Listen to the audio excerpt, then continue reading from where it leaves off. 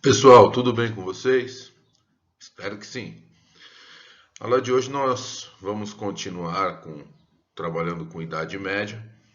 Só retomando, na nossa aula passada nós iniciamos, né, o trabalho com esse período, que começa com a queda do Império Romano do Ocidente e vai se encerrar com a queda de Constantinopla. Tratamos da formação, né? Retomamos o contexto da queda do Império Romano, falamos da dinastia Merovingia, falamos da importância dos muçulmanos, né? Do surgimento do Islã como religião nesse contexto. Tratamos é, do, do, dos mordomos do palácio na dinastia Merovingia e da tomada do poder pelo Pepino Breve, né, com apoio da Igreja Católica, dá um golpe de Estado no Teodorico III, o último rei merovingio, e fica com o poder no Reino Franco, tá certo? Iniciamos agora o trabalho com um momento mais importante, talvez, com aquele momento em que mais aparecem questões acerca da Idade Média, o reinado do Carlos Magno e também as características políticas, econômicas e sociais do sistema feudal, tá certo? Então, retomando, vamos falar daquele que foi um dos maiores reis ocidentais, né? Nosso amigo Carlos Magno. Muito bem. Então, a dinastia carolíngia, ela tem início em 700 e desculpe, dinastia carolíngia não, o reinado do Carlos Magno tem início em 758, após a morte do Pepino o Breve, que é o primeiro rei dessa dinastia. Existiu uma questão inicial aí, que o Pepino Breve tinha dois filhos, o Carlos Magno e um outro chamado Carlomano. O Carlomano, ele vai decidir ingressar na Igreja Católica, né, vai morrer brevemente depois de ingressar na Igreja, e o seu irmão, então, o Carlos Magno, é que será coroado o rei dos francos no ano de 758. Características importantes do reinado do Carlos Magno. Tá?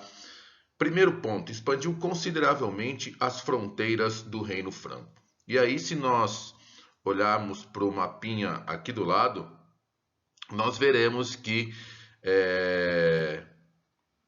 esta área em verde escuro é a área inicial, né, do,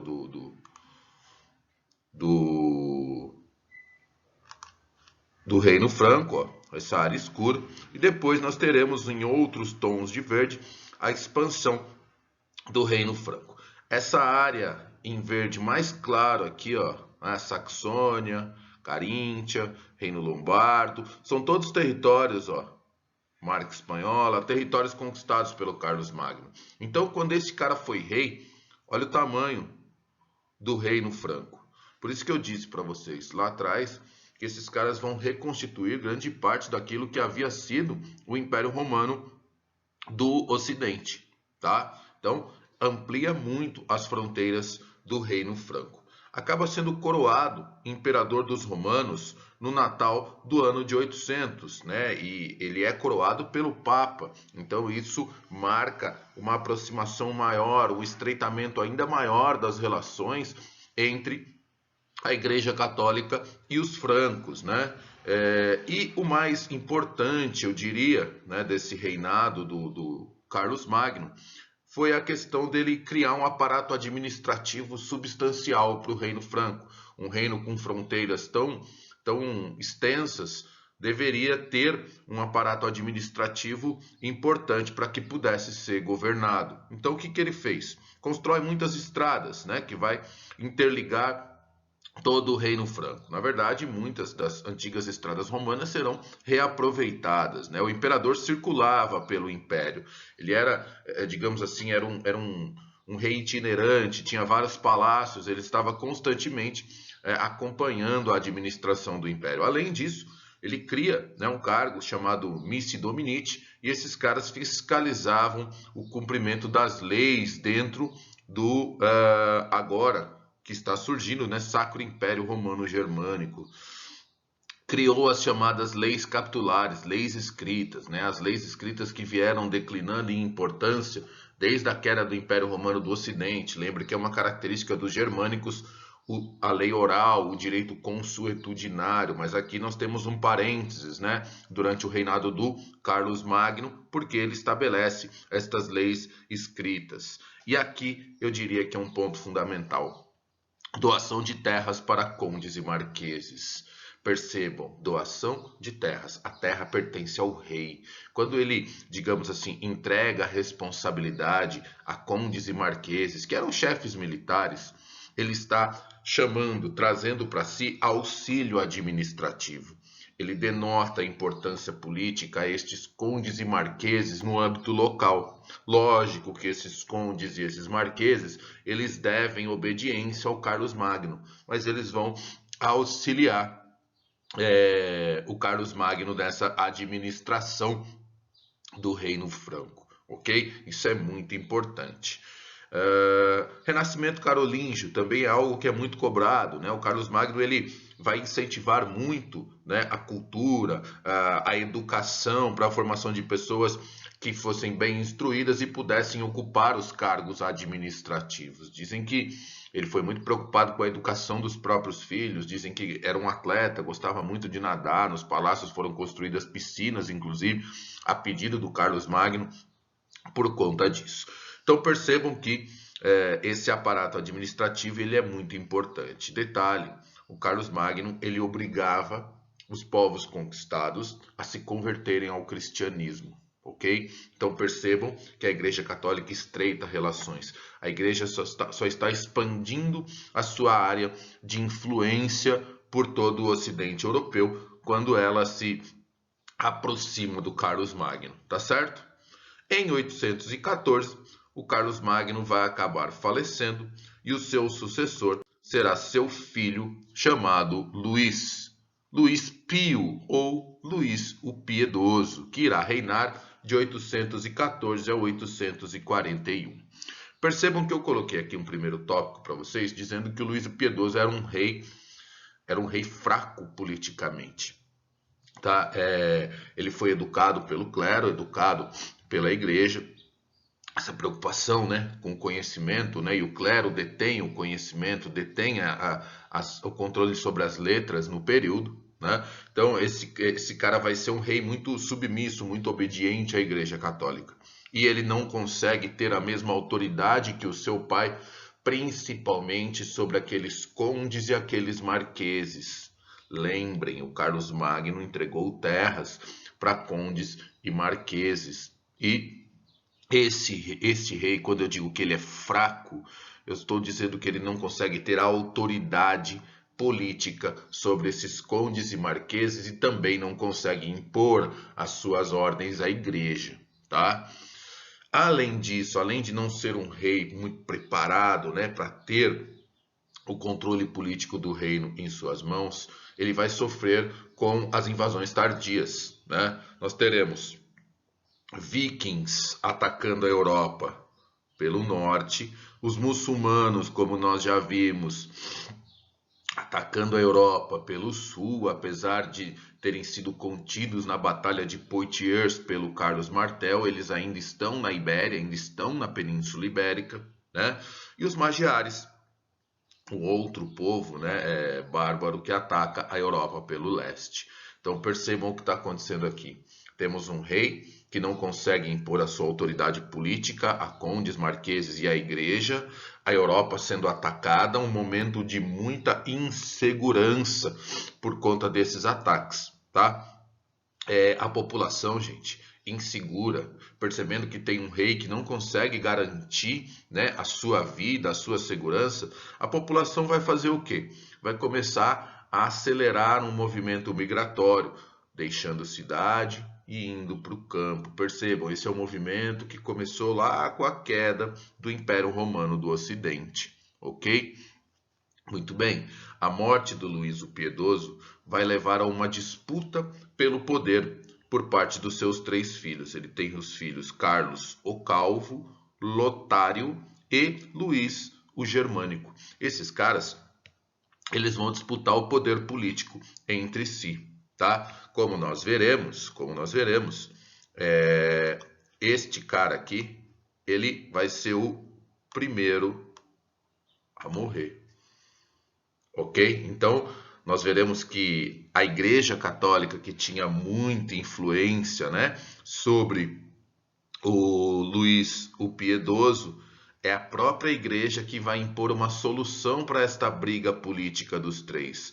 A solução que a Igreja impõe é a divisão do território, né, entre os três herdeiros. Luís o Germânico fica com a região da Germânia, mais a leste do Reino Franco. O Lotário fica com a parcela central e o Carlos o Calvo fica com a parte mais ocidental do Reino Franco. Quando o Lotário morrer, as suas propriedades serão divididas entre os seus outros dois irmãos. Mas percebam que a solução que a igreja impôs tem nome, tá?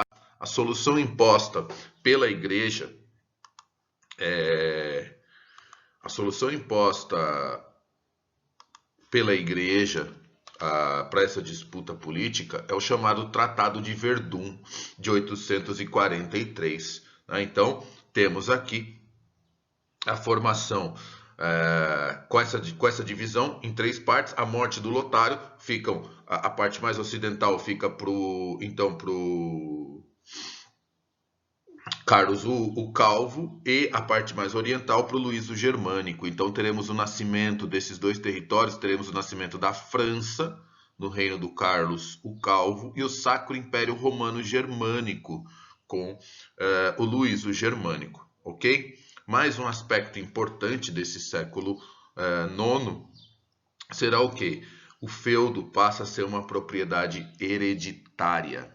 Né? Então percebam que ao notar a fragilidade dos reis, principalmente do Luís o Piedoso, a igreja, que é uma grande autoridade, uma grande influência, ela impõe esta regra, né? Que o feudo passa a ser uma propriedade hereditária. O rei está perdendo o controle das terras. Isso é algo que acontece em 877.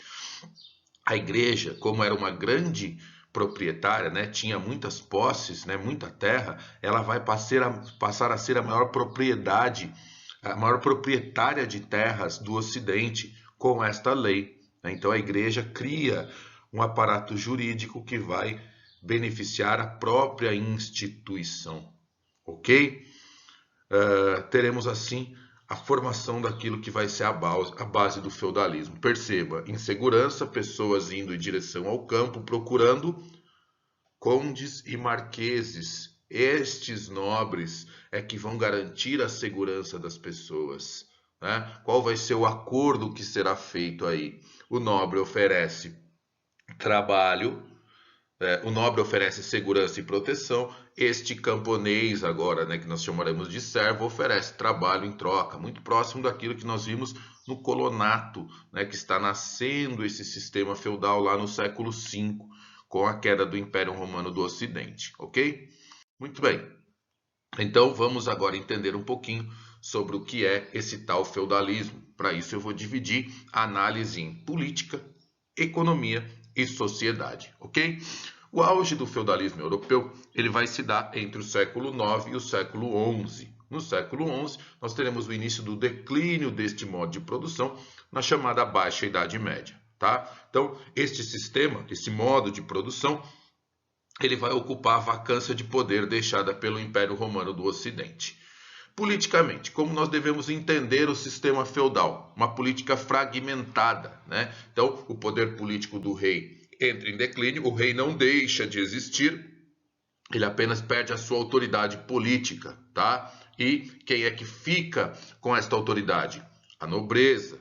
Lembre que estes nobres irão estabelecer relações de suzerania e vassalagem, né? Juramentos orais, compromissos selados através de um beijo, e o suzerano é um nobre poderoso que doa a terra a um nobre menos poderoso, vassalo, não necessariamente terra. Lembre que feudo é doação, na maioria das vezes, de terra, ok?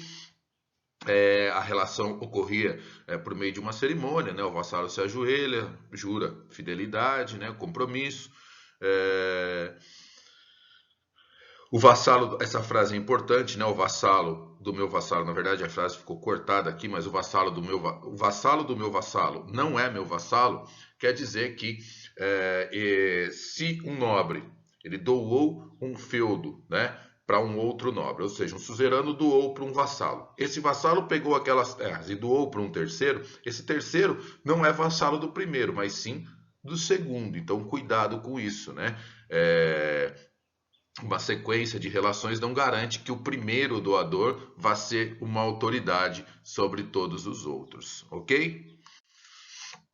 Economia, né? A principal atividade, a agricultura e a produção para subsistência. Cada feudo produz aquilo que é necessário para sobrevivência dos seus habitantes. Não existe uma preocupação em produzir excedente.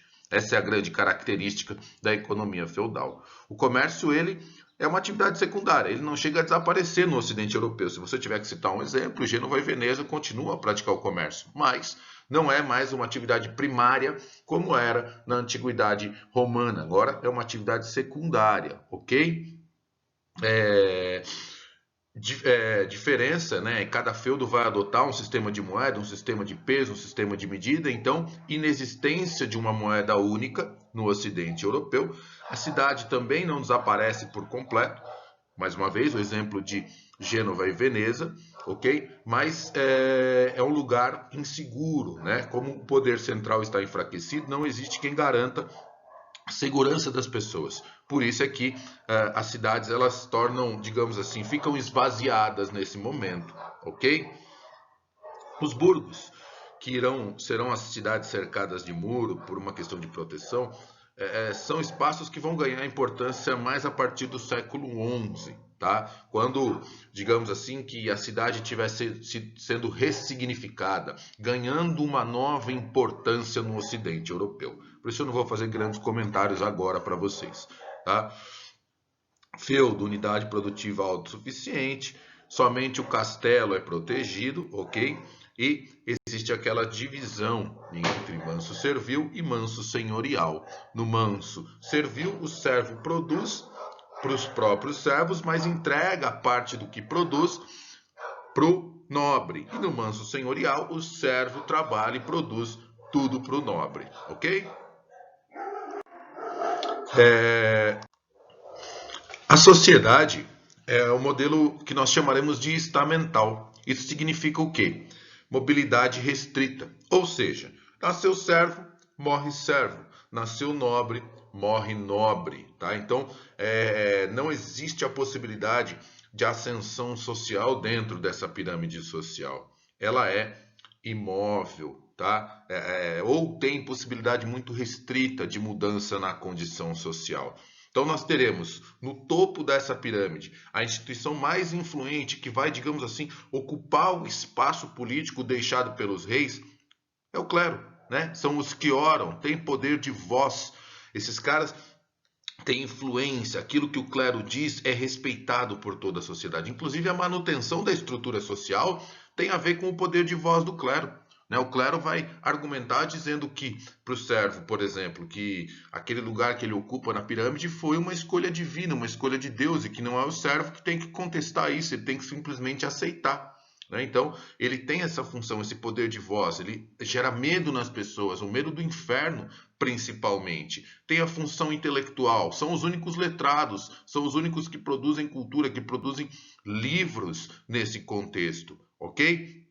E por isso eles têm o controle da pirâmide social. Percebam, vou repetir, o clero ocupa a lacuna deixada pelo rei, ok? Nobreza, a nobreza guerreira, né? Podemos dividir em alta e pequena nobreza. As pequena nobreza sendo despossuída de terra, mas que vai estabelecer relações de suzerania e vassalagem e por isso vai lutar em nome da alta nobreza.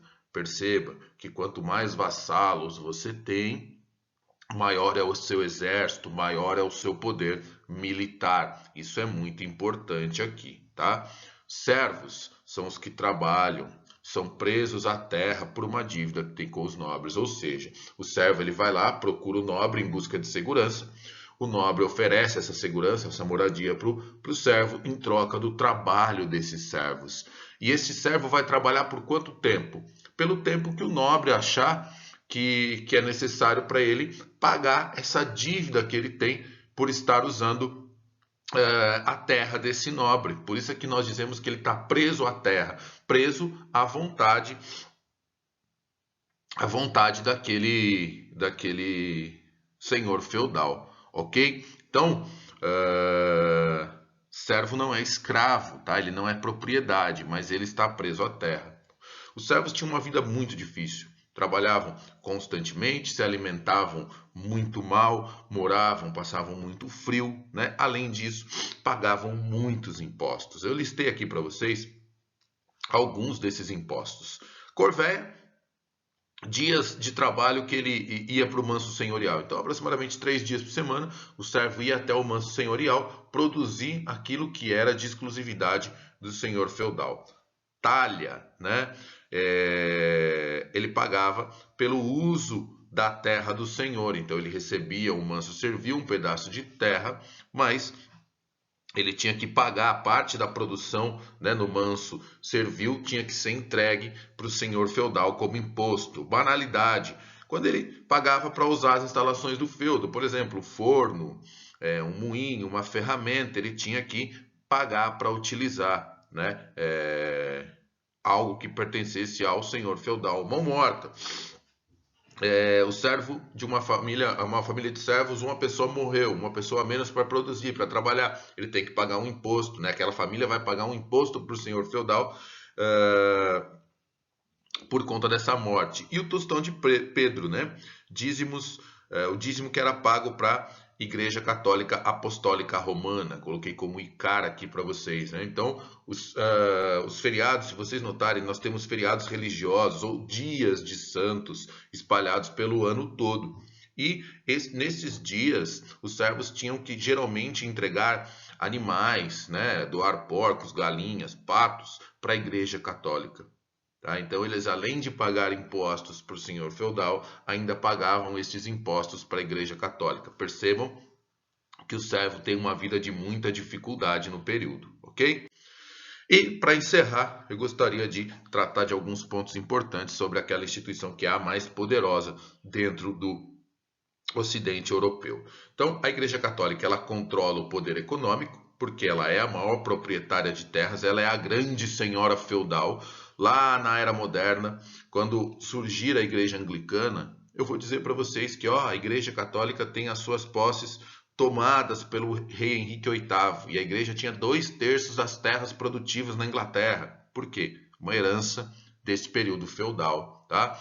Era a grande força militar, né? Porque como tinha mais terras, tinha muitos vassalos e por isso tinha um exército poderosíssimo e ocupou, né, o espaço de poder político deixado pelo rei, né? Então, ela tinha o poder secular nas suas mãos, porque tinha o poder econômico e o poder militar, e o poder atemporal, que é o poder espiritual. Ela influenciava, ameaçava as pessoas com o inferno, falava com muita propriedade e com exclusividade sobre questões da fé, sobre questões religiosas. Note que é a única igreja cristã que existe durante o período, tá?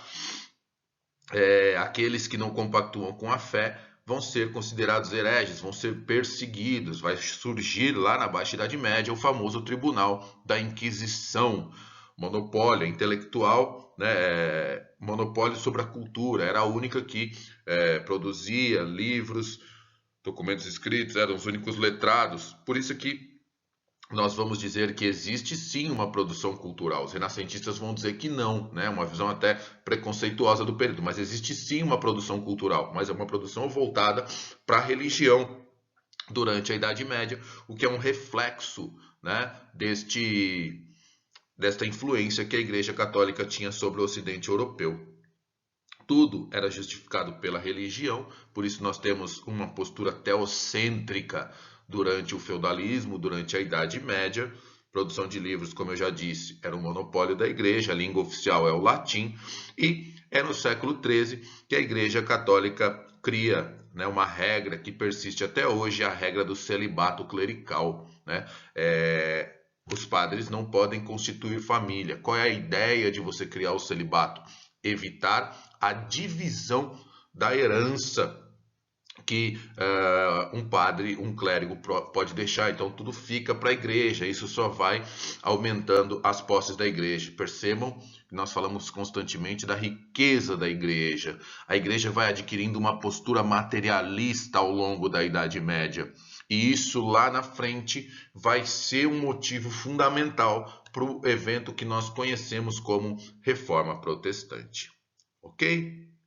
Na próxima aula, nós trataremos de Baixa Idade Média, as mudanças que a Europa começa a sofrer a partir do século XI, né, a partir das Cruzadas. Ok? Um abraço